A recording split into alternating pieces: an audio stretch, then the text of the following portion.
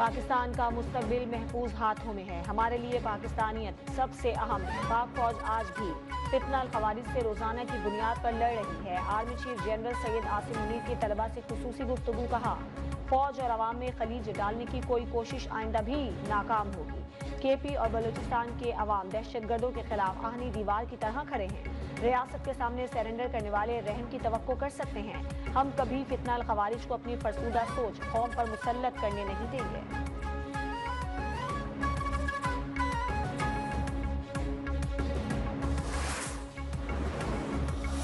इस्लाम वो मजहब है दुनिया के अंदर सबसे पहला मजहब, और जिसने जो है वो औरत को जो है आसमान के ऊपर जो है पहुंचाया, उसने इज्जत दी। उसने whether she is a mother और शी इज अ वाइफ और शी इज अ सिस्टर, किसी भी रोल में मैक्सिमम पॉसिबल जो है वो रिस्पेक्ट जो है वो आपके रिलीजन ने दी है। और हमें अपने मजहब, तहजीब और रिवायात पर फख्र है। पाकिस्तान के आइन का आगाज भी हाकमियत सिर्फ अल्लाह के नाम से होता है।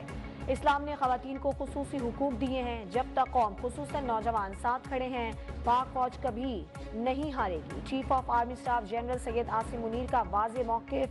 मजीद कहा कि इस्लाम ने हर हैसियत में औरतों को हुकूक दिए हैं। इस्लाम के दिए हुए हुकूक कोई नहीं छीन सकता। फसादियों के बारे में इस्लाम के अहकामात बहुत वाज़ेह हैं। ये अनासर इस्लाम की गलत तशरीह कर रहे हैं।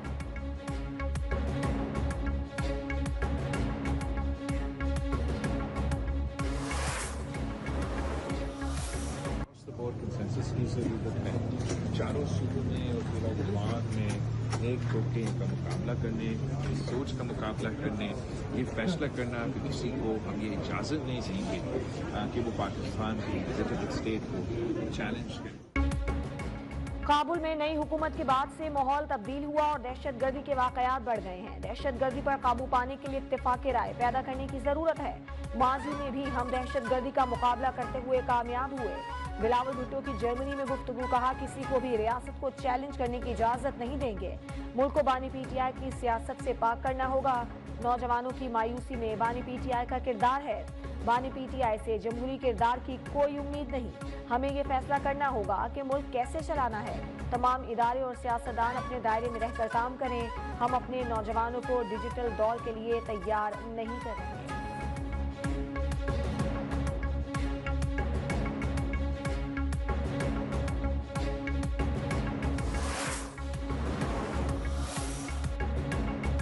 खैबर पख्तूनख्वा हुकूमत ने अफगानिस्तान के दौरे के लिए TORs तैयार कर लिए। मुशर्रिफ इत्तलात बैरिस्टर सैफ राबताकारी के लिए फोकल पर्सन नामजद। खैबर पख्तूनख्वा हुकूमत मुज़ाकरात के लिए वफाकी हुकूमत से राब्ते में रहेगी। TORs के मुताबिक अफगान तालिबान से बातचीत के लिए 2 रुकनी वक्त अफगानिस्तान जाएंगे। मकसद क्रॉस बॉर्डर ट्राइबल डिप्लोमेसी मजबूत करने के अलावा इक़्तिसादी और मुआशरती ताल्लुकात को फरोग देना है।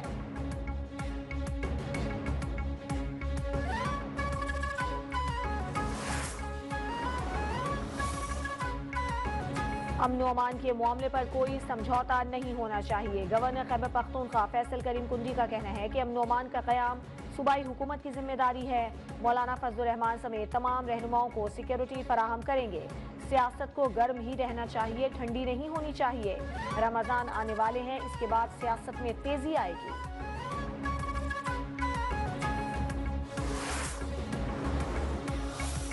ICC चैंपियंस ट्रॉफी के मेले की धूम। लोगों को चौकों और छक्कों का बेताबी से इंतजार। दिलों की धड़कनें तेज हो गईं। रंगारंग इफ्तिताही तकरीब आज लाहौर शाही किले में सजेगी। गुलकार आतिफ असलम चैंपियंस ट्रॉफी का ऑफिशियल तराना गाएंगे। मेगा इवेंट का आगाज 19 फरवरी को कराची में होगा। पहला मैच पाकिस्तान और न्यूजीलैंड के दरमियान खेला जाएगा। पाक भारत हाई वोल्टेज टाकरा 23 फरवरी को दुबई में होगा। कराची, लाहौर, रावलपिंडी और दुबई में मैदान सजेगा।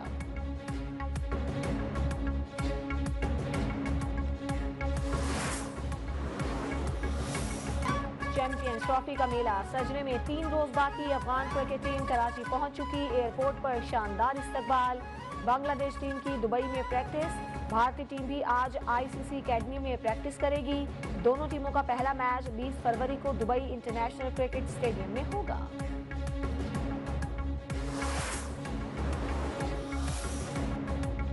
दुबई स्टेडियम में होने वाले चैंपियंस ट्रॉफी 4 मैचेस के लिए इजाफी टिकटें फरोख्त करने के लिए आज दस्तयाब होंगी। इजाफी टिकटें 3 ग्रुप मैचेस और 1 सेमीफाइनल के लिए दस्तयाब होंगी।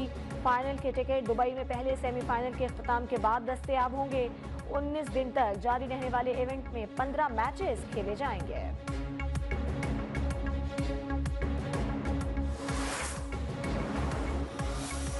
मैच में तो उसमें थोड़ा सा अपसेट हो सकता है। बस ये है कि अगर विराट परफॉर्म ना करे तो बाबर भी आहिस्ता आहिस्ता फॉर्म में आ रहा है अपनी, वो बैड लक की वजह से भी न्यूजीलैंड वाले मैच में आउट हुआ है। पाकिस्तान का स्टार है, ले देके हमें पूरी एक मतलब वसीम अकरम इन लोगों के बाद जाके हमें एक ही प्लेयर मिला। माना आउट ऑफ परफॉर्म है लेकिन कोई मसला वाली बात नहीं है। इंशाल्लाह उसकी परफॉर्मेंस आएगी और उसी की बुनियाद पे इंशाल्लाह मैच विन भी करेंगे। पाकिस्तानी मैदानों में मुल्की और गैर मुल्की सितारे एक साथ चमकेंगे। शायकीन क्रिकेट ने बाबर और फखर से जीत की उम्मीदें बांध ली। पाक भारत मैच में शाहीन जी ऊंची उड़ान उड़ेंगे। बाबर किंग है, उसका कोई मुकाबला नहीं।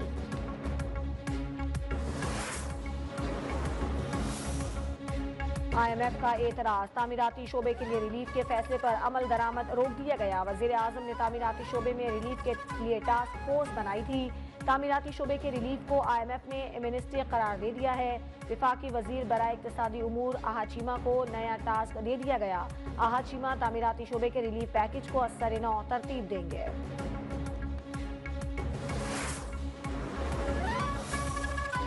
पंजाब में PTI दौरे हुकूमत के दौरान माली बेज़ाब्तगियों का इंकशाफ। साल 2020 और 21 में नई बदउनवानी सामने आ गई।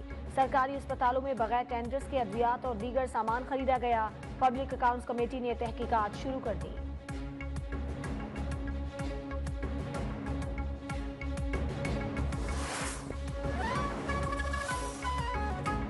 वफाक ने ऐसा लगता है कि सिंध को शायद अपने नक्शे से अलग किया हुआ है।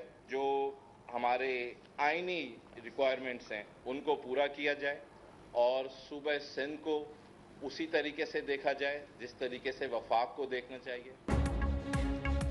सिंध के साथ विफाक की जानिब से कुछ ज्यादतियां हो रही हैं। सूबे को विफाक की कुछ पॉलिसियों पर तहफ्फुज़ात हैं। विफाक से दरखास्त है अपनी पॉलिसियां दुरुस्त करे। तर्जुमान सिंध हुकूमत अरसलान शेख की प्रेस कॉन्फ्रेंस कहना है, पीपल्स पार्टी ने मुल्क के वसीतर मफाद में हुकूमत की हिमायत की है। सिंध मुल्क भर में सबसे सस्ती बिजली बना रहा है। विफाक सिंध समेत तमाम सूबों पर रहम करे। सिंध हुकूमत कराची को दोबारा रोशनियों का शहर बनाना चाहती है।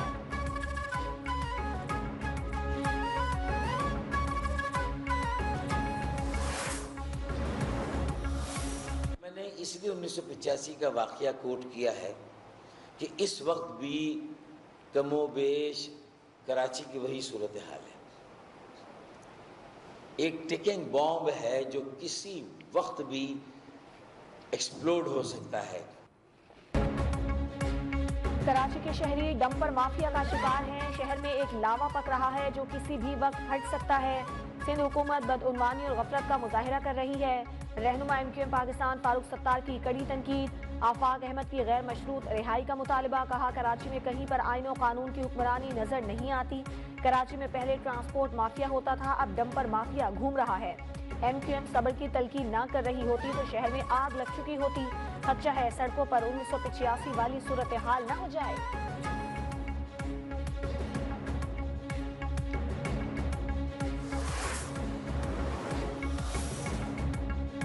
रावलपिंडी में पानी का बहरान शिद्दत इख्तियार कर गया। खुश्क साली के बायस इमरजेंसी नाफिज। पानी जाया करने पर 2 शहरियों के चालान। वासा का कहना है कि महकमा मौसमियात ने कम बारिशों की पेशगोई की है। फरवरी और मार्च में बारिशें न हुई तो पानी का मसला संगीन हो जाएगा। शहरी पानी का इस्तेमाल कम करें। खिलाफ वर्जी पर सख्त कार्रवाई की जाएगी।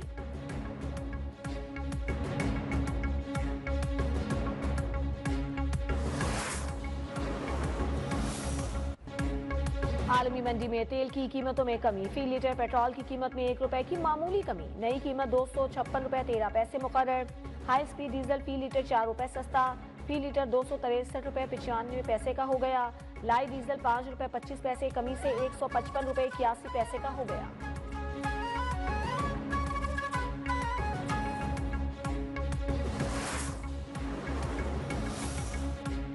तेल कंपनियों के ट्रांसपोर्ट चार्जेस और मार्जिन में रद्दोबदल। हुकूमत ने अवाम को पेट्रोलियम मसनूआत की कीमतों में मुकम्मल रिलीफ नहीं दिया।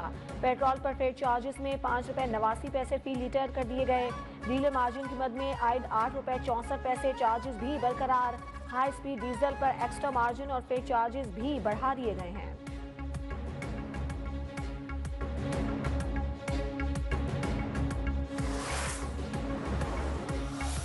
हमने इस मामले को संजीदा लेते हुए तारीख में पहली दफ़ा काबीना से लैंड रिफॉर्म की मंजूरी दी है। अब असेंबली से होकर कानून बन जाएगा।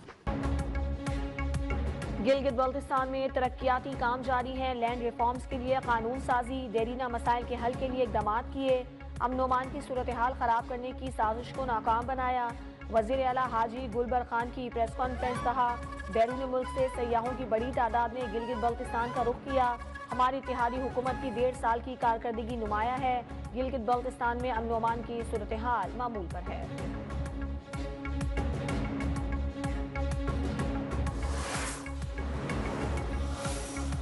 पिशावर में फायरिंग से 5 अफराद जाँ बहक। पुलिस के मुताबिक फायरिंग 2 फरीकैन में दुश्मनी की बिना पर की गई। रावलपिंडी में 2 ग्रुपों के माबैन फायरिंग का तबादला।